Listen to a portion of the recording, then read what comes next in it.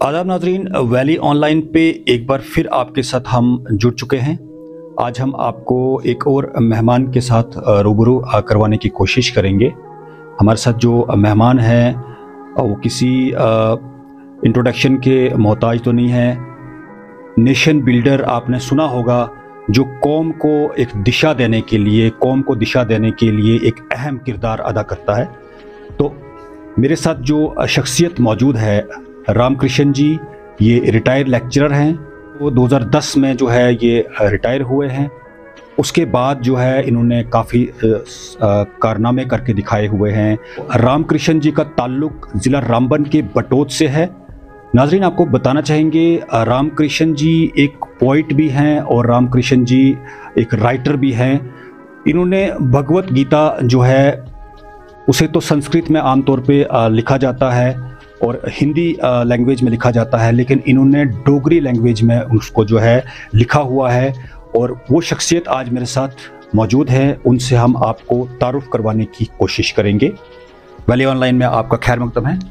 शुक्रिया, आप यहाँ पे आए इसलिए मैं आपको धन्यवाद करता हूँ कि आपने इतनी दूर आकर मेरा इंटरव्यू लेने की कोशिश। रामकृष्ण जी, ये तो मेरे लिए बहुत फ़ख्र की बात है कि मैं आपके सामने बैठ के और आपका इंटरव्यू ले रहा हूँ। मैंने आपके पास पढ़ाई की है, मैंने आपके पास पढ़ा हुआ, मैं आपका स्टूडेंट हूँ, लेकिन हम उतने बोल्ड स्टूडेंट नहीं थे उस टाइम पे। आपको पहचान पाते, हम आपसे और भी काफ़ी कुछ सीख पाते। तो आज ये मौका मिला आपसे इंटरव्यू लेने का। आगे सबसे पहले हम बात ये करते हैं कि जो आपने भगवत गीता को डोगरी में लिखा हुआ है, तो वो ये आपने कैसे किया और इसके पीछे क्या इंस्पिरेशन थी आपकी? सर, सबसे पहले तो मैंने ये सोचा कि गीता धार्मिक ग्रंथ है, संस्कृत में है और संस्कृत ज़्यादा लोग नहीं जानते हैं। इसलिए मैंने सोचा कि इसको ऐसी आसान भाषा में, लोगों की भाषा में इसको ट्रांसलेट किया जाए, अनुवाद किया जाए इसका। तो मैंने इसको डोगरी में, पोइट्री में इसका अनुवाद किया। मैं खुद भी गीता से बहुत प्रभावित था, इम्प्रेसिव था। तो इसलिए मैंने ये चाहा कि आम लोगों तक इसका जो है ज्ञान पहुँचे, लोग इसका फ़ायदा उठा सकें। जी रामकृष्ण जी, आप आगे हम बातों का सिलसिला बढ़ाएंगे। आपसे मैं जानना चाहूँगा, आप एक खुद इंग्लिश लेक्चरर रिटायर हो, तो इंग्लिश लेक्चरर होने के बावजूद आपने इसको डोगरी लैंग्वेज में भगवत गीता को लिखा हुआ है, तो ये कैसे आपने किया और इसके पीछे क्या मोटिवेशन थी आपकी? ये ठीक है कि मैं अंग्रेज़ी का लेक्चरर रहा, लेकिन हर भाषा को मुझे उसके साथ शौक़ रहा, हर भाषा का। तो डोगरी इसलिए कि आम लोग जो हैं, जो मेरी भी ज़ुबान है, मादरी ज़ुबान है, तो इसलिए मैंने उसमें कहा कि डोगरी में बहुत कम ये ऐसी किताबें मिलती थी जो कि लोगों का मार्गदर्शन कर सकें, लोगों को सही रास्ता दिखा सकें या लोग इनका फ़ायदा उठा सकें। गीता एक ऐसा ग्रंथ है कि उसमें जीवन की हर समस्या का हल छुपा हुआ है। तो लेकिन लोगों तक अगर ना पहुँचे, वो भाषा ही नहीं उसकी समझे जो असली है, तो मेरा यही था कि लोगों को उनकी भाषा में ये लिखा जाए। तो इसलिए मैंने ये गीता का अनुवाद किया। आपसे हम जानना चाहेंगे कि ये जो आपने डोगरी में जो है भगवत गीता लिखी है, तो ये एक यूनिक और ये एक अलग सा एक आइडिया, डिफरेंट आइडिया आपके जहन में कैसे आया? सबसे पहले तो यही बात थी मेरे मन में कि ये इसमें जो ज्ञान है वो आम लोगों तक पहुँचे। और आम लोग जो हैं वो हिंदी भी इतनी नहीं जानते, तो संस्कृत की तो बात ही छोड़ दीजिए। तो इसलिए मैंने सोचा कि इसको आसान करके, लिखी पोइट्री में है, ये सारी अनुवाद पोइट्री में किया हुआ है, शायरी में किया हुआ है। तो ये था कि लोग गाएंगे, उनको समझ आएगी तो और उसको अपनाएंगे और इस पर चलने की कोशिश करेंगे। आपसे जानना चाहेंगे, अभी जो लेफ्टिनेंट गवर्नर साहब हैं, उनसे और जो सेंटर की हमारी सरकार है, उनसे आपकी क्या मांग रहेगी डोगरी लैंग्वेज को प्रमोट करने के लिए? डोगरी या किसी भी भाषा को तभी वो तरक्की कर सकती है जब उसको सरकारी तावन भी मिले। तो ये होना चाहिए कि स्कूलों में यहाँ पर डोगरी बोली जाती है या समझी जाती है, उन स्कूलों में, कॉलेजों में, कुछ कॉलेजों में डोगरी दी हुई है, लेकिन सभी स्कूलों में भी नहीं है। जब तक स्कूलों में नहीं आएगी और नई जो है पीढ़ी, नई जनरेशन अपनी भाषा को नहीं सीखेगी, तब तक पूरी तरक्की नहीं होगी। आपसे जानना चाहेंगे, जैसे आप इसके साथ साथ राइटर के साथ साथ आप पोइट भी हो, तो काफ़ी अच्छे शायर भी हो। आप डोगरी में हमारे नाजरीन को कोई डोगरी शायरी बताएंगे? जी जी। मैं एक गीत थोड़ा सा बोलूँगा डोगरी में।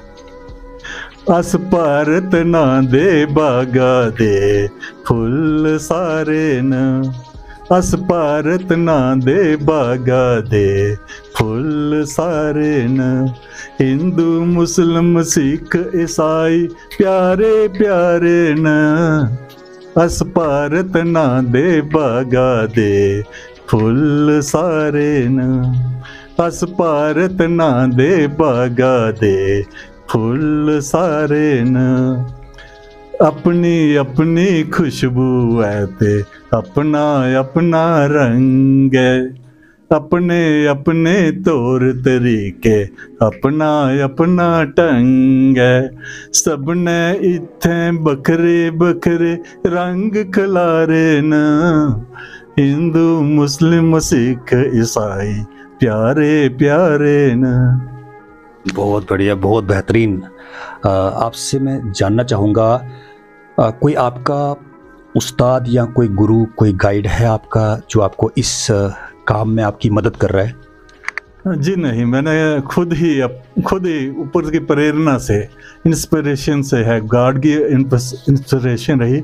कोई मेरा उस्ताद नहीं रहा इस मामले में, मैंने खुद ही सीखा है। हमारे मुल्क के अंदर डोगरी सबसे ज़्यादा कहाँ पे जो बोली जाती है?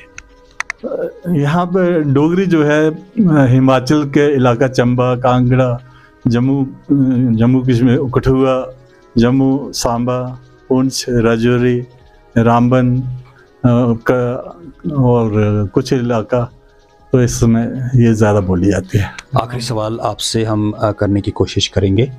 आपसे हम जानना चाहेंगे, आपकी सरकार से क्या डिमांड रहेगी डोगरी को प्रमोट करने के लिए? सरकार ने जैसे यहाँ पर J&K कल्चरल एकेडमी है, वो सभी ज़ुबानों का काम करती है, डोगरी का भी बहुत काम करती है, और उसमें बहुत सी अच्छी अच्छी किताबें जो है छप भी रही हैं। और सबसे यही है कि इसकी प्रमोशन के लिए, डोगरी की प्रमोशन के लिए या किसी भी ज़ुबान की प्रमोशन के लिए उसको छोटे स्कूलों से, प्राइमरी स्कूलों से ही लागू करना चाहिए। मज़ीद एक सवाल मेरे जहन में आया, जिस तरह से हमारे जम्मू कश्मीर के अंदर डीडी कौशर जैसे अलग अलग रीजनों की जो है अलग अलग चैनल्स हैं, जैसे डीडी कौशर एक प्रोग्राम चलता है, उसमें से कश्मीरी को प्रमोट करने के लिए पूरे जम्मू कश्मीर में जो है वो पूरे दिन चलता है।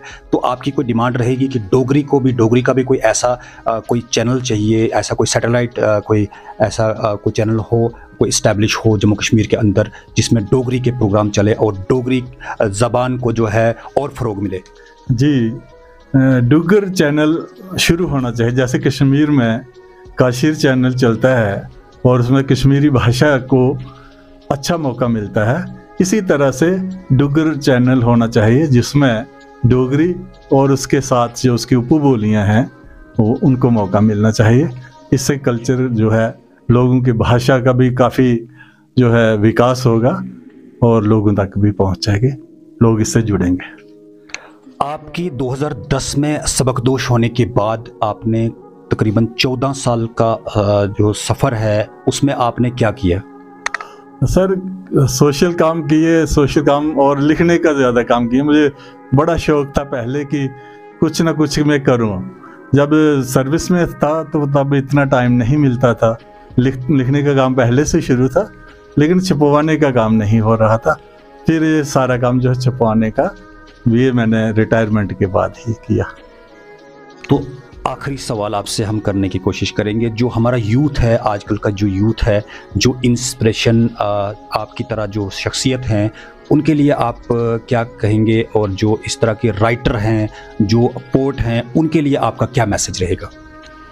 यही कि समाज में जो कुछ हो रहा है, जो समाज को बेहतर बनाने के लिए जो कुछ भी वो कर सकते हैं, जिसमें जो सलाहियत है, जो खूबी है, उसको पूरा इस्तेमाल करना चाहिए और समाज को एक बेहतर समाज बनाने की कोशिश करनी चाहिए।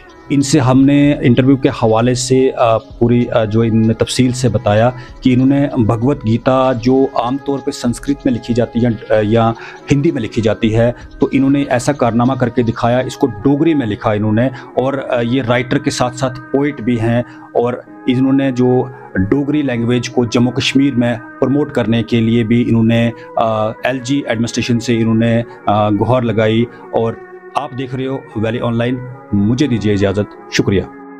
मजीद मुनफरिद और दिलचस्प वीडियोस के लिए हमारी YouTube चैनल जरूर सब्सक्राइब करें।